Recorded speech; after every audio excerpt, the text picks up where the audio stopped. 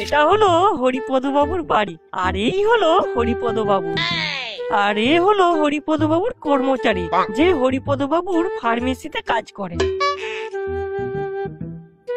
আরে তুমি এই সময় কি ব্যাপার, কিছু বলবে নাকি?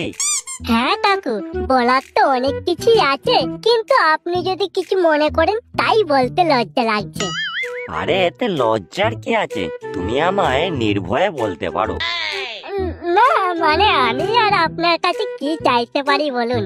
এমনিতে আপনি আমাকে অনেক কিছু দিয়েছেন, আজ আপনি না থাকলে আমি আজ এই জায়গায় আসতে পারতাম না। একটা বেকার ছেলেকে আপনি আপনার দোকানে কাজ দিয়েছেন, থাকার জন্য বাড়ি দিয়েছেন, এর থেকে আর কি চাই বলুন? না না, তবুও তুমি আমাকে বলো, ও আমি কিছু মনে করবো না। কাকু, আমি না একটা মেয়েকে খুব ভালোবাসি। এটা তো বেশ ভালো কথা, তাকে বিয়ে করে নিচ্ছে না কেন? আজকাল এমনিতে মেয়ের অনেক অভাব, বেশি দেরি করে ফেললে মেয়ের বাবা আবার অন্যজনের সঙ্গে বিয়ে দিয়ে দেবে, তখন কিন্তু আর কিছু করার থাকবে না। তাই মেয়ের বাবাকে এক্ষুনি গিয়ে বিয়ের কথা বলে দাও, বুঝলে? মেয়ের বাবাকে আমাদের বিয়ের সম্পর্কের কথা বললে মেনে নেবে না কাকু, উল্টে মেয়ের অন্য জায়গায় বিয়ে দিয়ে দেবে। এতে মেনে না নেওয়ার কি আছে? তুমি তো মাসে ভালোই ইনকাম করো, আমার ফার্মেসিতে তুমি কাজ করো, তোমার নিজস্ব বাড়ি আছে, আর কি চাই? বাড়িটা তো আপনি দিয়েছেন কাকু।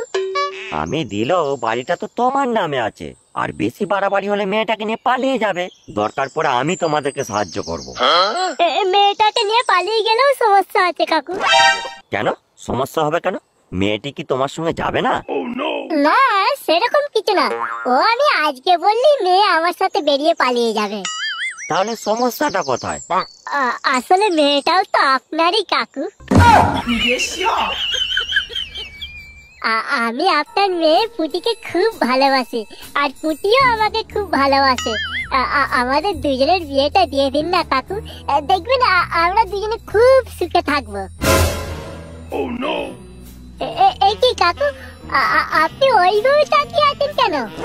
সরে বাচ্চা, তুই কি ভেবেছিস তোকে থাকার জায়গা দিয়েছি বলে কি আমার মেয়েকেও দিয়ে দেবো? তোর মতো কানাচোদা ছেলের সাথে আমার মেয়ের বিয়ে দেবো? তুই ভাবলে কি করে? কিন্তু কাকু আমি তো খুব ভালো ছেলে বলুন, আপনার দোকানে সমস্ত কাজ করি। দোকানের সমস্ত কাজ করিস, বাল ছিড়িস। শালা বামুন হয়ে চাঁদে হাত দেওয়ার স্বপ্ন দেখিস, রাস্তা থেকে তুলে এনে আমার দোকানে কাজ দিয়েছিলাম বলে আজ বেঁচে আছিস রে হারামজাদা, না হলে কবি না খেতে পেয়ে মারা যেতিস। দিয়েছেন তো একটা কন্ডোমের দোকানের কাজ, আবার কথা বলছেন। ওরে বাচ্চা, ওটা কন্ডোমের দোকান না, ওটা ফার্মেসি। ওই একই হলো, কোনোদিন তো লাউড়া ঔষধ বিক্রি করতে দেখলাম না, খালি বিক্রি হয়